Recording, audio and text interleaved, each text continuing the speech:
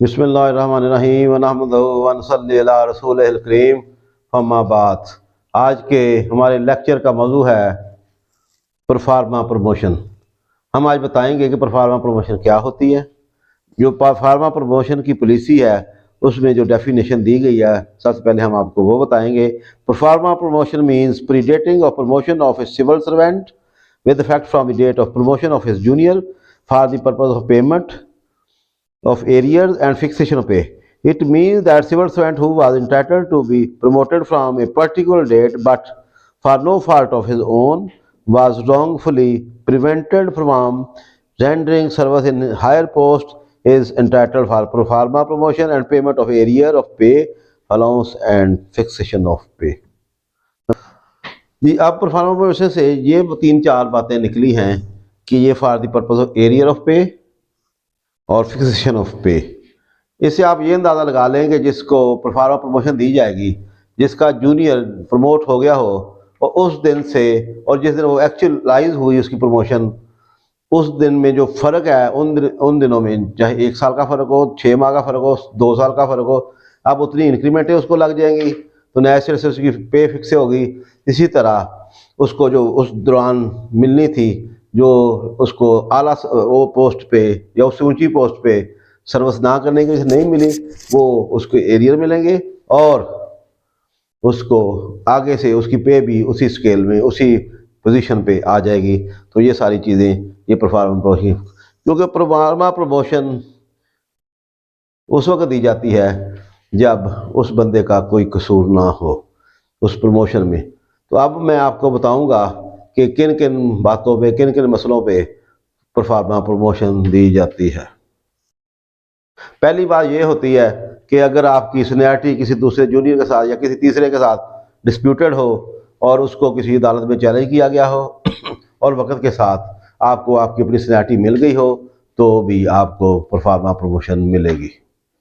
दूसरी ग्राउंड ये होती है कि आप सस्पेंड हो और किसी इंक्वायरी में पेश हो रहे हो तो बाद में वो इंक्वायरी में आप एक्सोनरेट हो गए हो, इस दौरान डीपीसी हुई जिसमें आपको डेफर कर दिया गया और आपका जूनियर प्रमोट कर दिया गया। क्योंकि आपके खिलाफ जो इंक्वायरी हो रही थी उसमें आप एक्सोनरेट हो चुके हैं, आपका कोई फॉल्ट नहीं है, तो इसलिए आपको मौका दिया जाएगा कि आपका जूनियर जब से प्रमोट हुआ है आपको भी एरियर और दूसरी परफॉर्मा प्रमोशन दी जाए। एक ग्राउंड ये होती है कि आप किसी डीपीसी में इग्नोर हो गए हों क्योंकि आपके खिलाफ किसी ने एसीआर में मार्क्स दे दिए, एडवर्स मार्क्स दे दिए, लेकिन आपने उन्हें उस मार्क को चैलेंज कर दिया किसी कोर्ट में, किसी अपीलेट अथॉरिटी में। जो ही वो ख़त्म हो गई, एक्सपंज हो जाएंगे एडवर्स मार्क, तो आपको उसी डेट से प्रमोशन दे दी जाएगी। बाज़ दफ़ा होता है कोई क्लरिकल मिस्टेक, जब आपके वर्किंग पेपर दिए जाते हैं उसमें कोई चीज़ रह जाती है और आपको जब पता चलता है कि मेरी इस वजह से प्रमोशन नहीं हुई, आप जाके उनको बताते हैं कि भाई मैं भी तो इसमें फिट हूँ, ये कोई क्लरिकल मिस्टेक है, तो भी आपको परफॉर्मा प्रमोशन दी जाएगी। परफॉर्मा प्रमोशन की एक और ग्राउंड होती है कि आपको डीपीसी क्लियर कर देती है कि आप प्रमोशन के लिए क्लियर हैं, लेकिन कोई कदगन लगा देती है कि आप ये कागज़ क्लियर करवा लें या कोई और मसला हो तो बाद में वो आप क्लियर कर लेते हैं तो आपको परफॉर्मा प्रमोशन दे दी जाती है। लेकिन इसमें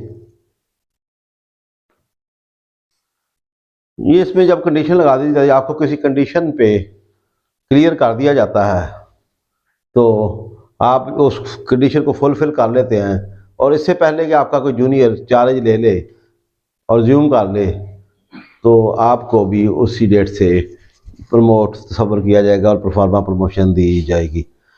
यहाँ मैं एक बात आपको बता दूं कि अगर आपका जूनियर ऑफिशिएटिंग बेस पे है, करंट चार्ज बेस पे है, तो आपको प्रमोशन में ये राहत नहीं दी जाएगी, क्योंकि रेगुलर प्रमोशन से ही आपकी प्रमोशन गिनी जाएगी। अगर आपका जूनियर ऑफिशिएटिंग पे है या वो करंट चार्ज बेस पे है तो फिर आपको परफॉर्मा प्रमोशन नहीं दी जाएगी। अगली बात यह है कि रिटायर मुलाजमीन को कैसे प्रमोशन दी जाए, परफॉर्मा प्रमोशन। अगर रिटायर मुलाजमीन इन ग्राउंड्स पे पूरा उतरता है कि उसकी अपनी फ़ाल्ट की वजह से उसको प्रमोशन नहीं दी गई, बल्कि गवर्नमेंट का फ़ाल्ट था या अथॉरिटीज़ का फ़ाल्ट था, तो उसको भी प्रमोशन दी जाएगी, बशर्ते कि उसने दौरान सर्विस अप्लाई कर दिया हो कि मुझे प्रमोशन नहीं मिली थी तो मुझे प्रमोशन दी जाए। तो उसको चाहे वो रिटायर हो जाए, रिटायरमेंट के बाद भी उसको प्रोफार्मा प्रमोशन दी जाती है। इसमें प्रोफार्मा प्रमोशन में ये ज़रूरी होता है कि आपने अप्लाई किया हो, और डीपीसी में आपको इस वजह से कि आपके खिलाफ ये है, इस वजह से रोका जाए, तो ये आपके फ़ाल्ट की वजह से नहीं होता, तो आपको प्रोफार्मा प्रमोशन दी जाती है। लगता है आपको समझ आ गई होगी कि प्रोफार्मा प्रमोशन क्या है। तो इसी तरह हमारे साथ रहिए। मैं ये लेक्चर की वीडियो यूट्यूब पर भी डालूँगा, तो इंशाअल्लाह आपको मज़ीद वीडियो भी देखने को मिलेगी। Thank you. चलिए आज